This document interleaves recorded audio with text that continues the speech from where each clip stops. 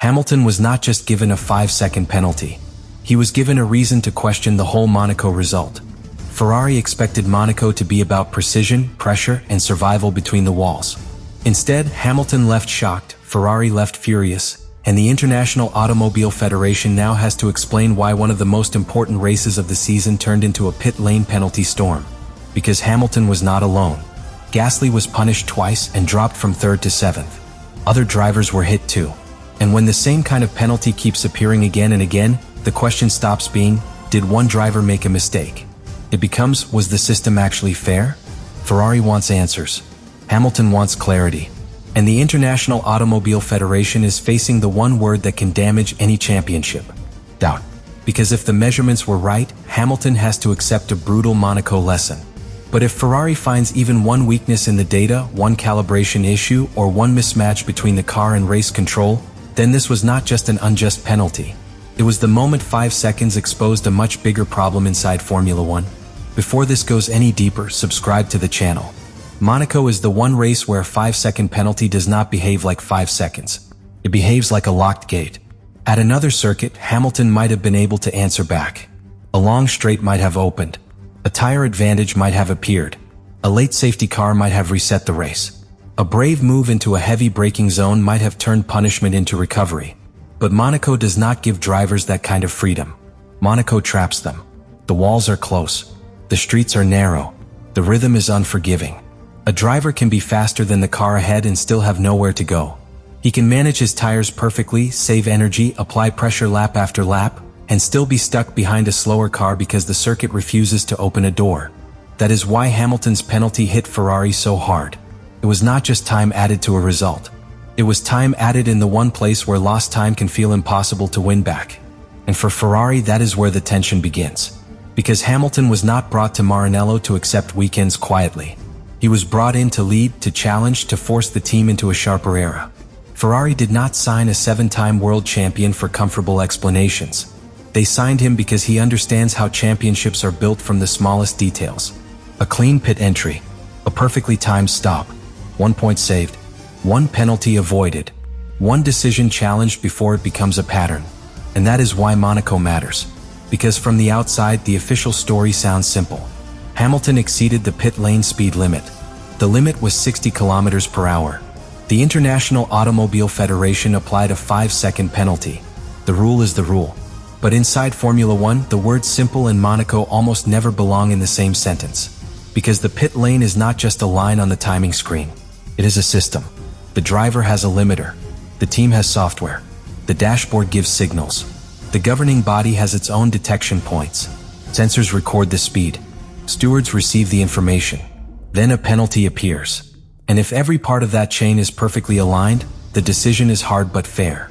But if even one part of that chain raises a question, the penalty becomes something else. It becomes doubt. That is the word Ferrari cannot ignore. Doubt. Because Ferrari is not saying the pit lane speed limit should disappear. Nobody serious would say that. The pit lane is one of the most dangerous areas in Formula One. Mechanics stand inches from the cars. Officials move through tight spaces. Team personnel are working under pressure. A Formula One car does not need to be at full racing speed to become dangerous there. So the rule matters. Safety matters. But fairness matters too. And fairness depends on trust. That is what Monaco damaged. Hamilton's penalty may have been painful on its own, but the real problem was that it did not happen in isolation. Monaco produced a wave of pit lane penalties. Gasly was punished twice and dropped from 3rd to 7th. Other drivers were also caught in the same storm. The final result began to feel less like the ending of a race, and more like the outcome of a technical dispute. That is dangerous for the International Automobile Federation. Because when one driver gets punished, the spotlight stays on the driver. But when several drivers are punished for the same kind of issue in the same race, the spotlight moves to the system. And once the system becomes the story, the governing body is in trouble. Ferrari knows this. That is why the tension around Hamilton is not only emotional, it is strategic. Ferrari has to know whether Hamilton clearly crossed the limit, whether the official measurement matches the team's own data, and whether the same process that caught so many drivers was working exactly as intended. Because if the answer is yes, then Ferrari has to accept a brutal truth. Hamilton was over the limit. The penalty was valid. The team must adjust. But if the answer is not clean, if there is any mismatch, any calibration issue, any gray area in the way the speed was measured, then Ferrari cannot simply move on. Because this is not a midfield inconvenience. This is Hamilton. This is Ferrari. This is Monaco. And this is a season where every point, every podium, and every moment of trust could matter later. That is the part people often miss. A 5-second penalty does not only change a classification, it changes behavior. If Hamilton feels uncertainty around the pit lane system, he may enter more cautiously next time. If Ferrari feels the measurement margin is unclear, the team may build extra safety into its limiter settings. That may reduce risk, but in Formula One, safety margin can cost performance. A slightly slower pit entry can damage and undercut. A cautious approach can drop a driver behind traffic. One lost position can change the strategy. One strategy change can change a podium. One podium can change a championship. That is how small doubts become massive consequences. And Ferrari understands the danger better than most teams, because Ferrari lives under a microscope. Every decision in Maranello is judged. Every radio message is examined. Every result becomes a debate about whether the team is finally moving forward or falling into the same old traps. It carries expectation before the car even leaves the garage. Every weekend becomes a test of whether this partnership can actually deliver. Every moment of frustration becomes a headline. Every penalty becomes a question about whether Ferrari is giving Hamilton the platform he needs, and whether the sport is treating the fight with the clarity it deserves. That is why Ferrari cannot simply detach itself from Alpine's review. They are different teams with different goals and different levels of pressure. But in Monaco, their interests overlap. Alpine wants to know whether Gasly's punishment was correct. Ferrari wants to know whether Hamilton's punishment was correct. Both need the same thing: the truth behind the pit lane measurements. And the International Automobile Federation is the only body that can provide it. This is where the story becomes less about emotion and more about authority. Authority is powerful. The International Automobile Federation has the authority to enforce the rules, issue penalties, and publish the final classification. Without that authority, Formula One would collapse into chaos. Teams would argue every result. Drivers would challenge every decision. The sport needs a central body that can say, this is the rule, this is the decision, this is the outcome. But authority has a weakness: must be trusted.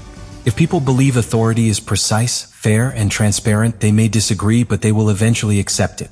If people believe authority is hidden, inconsistent, or unwilling to explain itself, every decision becomes a fight. That is the danger after Monaco.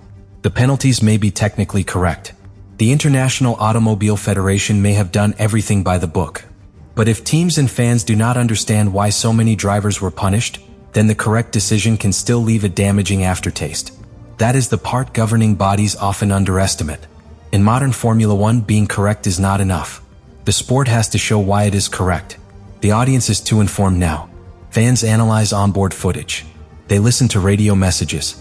They compare timing data. They read stewarding documents. They follow every comment from drivers and teams. They do not just wait for the official result and accept it without discussion. That world is gone. So when Monaco produces a penalty storm, the explanation has to be stronger than usual. It cannot be buried in technical language that only specialists understand. It has to make sense to the casual fan watching from the United States or the United Kingdom, someone who may not know every regulation but understands fairness when it is explained clearly. That is why this issue is so damaging for the sport. Because the basic question is simple: was the ruler straight? If the ruler was straight, then the drivers crossed the line. Hamilton crossed it. Gasly crossed it. The others crossed it. The penalties stand no matter how painful they feel. But if the ruler was not straight, if the system was inconsistent, badly calibrated, poorly explained, or too unclear for teams to trust, then the result is not only painful, it is compromised. And that word is dangerous. Compromised. No championship wants that word near its most prestigious races. Ferrari knows it. Alpine knows it. The drivers know it. The International Automobile Federation knows it too, even if it must choose its language carefully. That is why the next stage is so important. Alpine's review could either strengthen the governing body or weaken it.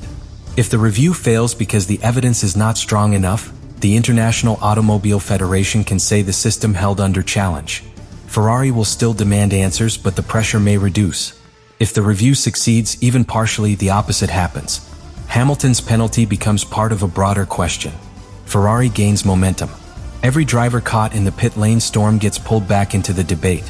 And the International Automobile Federation faces the nightmare of explaining whether Monaco's penalty wave was strict enforcement, or a sign that something in the process needs urgent attention.